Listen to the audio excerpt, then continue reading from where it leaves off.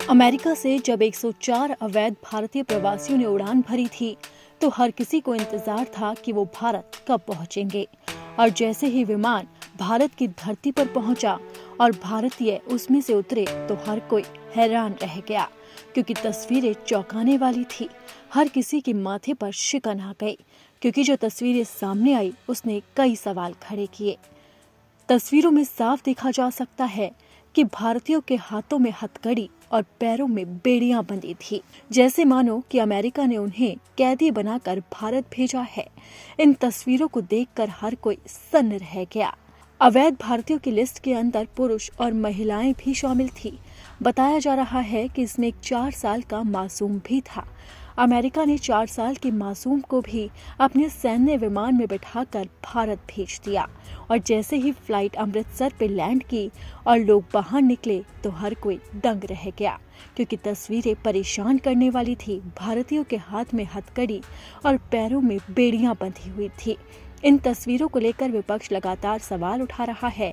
वहीं दूसरी तरफ लोगों के मन में भी ये सवाल है कि आखिरकार अमेरिका ने इन लोगों के साथ इस तरह का सुलूक क्यों किया, इन्हें कैदियों की तरह बनाकर क्यों भेजा है। आपको बता दें कि अमेरिका में अवैध तरीके से रह रहे 104 भारतीयों को लेकर अमेरिकी सैन्य विमान C-17 बुधवार दोपहर 1:55 पर अमृतसर के श्री गुरु रामदास जी अंतर्राष्ट्रीय एयरपोर्ट पर पहुंच गया था। अमेरिका में ट्रंप सरकार बनने के बाद अवैध प्रवासियों पर सख्ती हुई है। इसी के तहत इन 104 भारतीयों को अवैध प्रवासन का दोषी मानते हुए उन्हें वापस भारत डिपोर्ट कर दिया गया। यह सैन्य विमान शाम 5:32 पर इन लोगों को छोड़ने के बाद वापस लौट गया।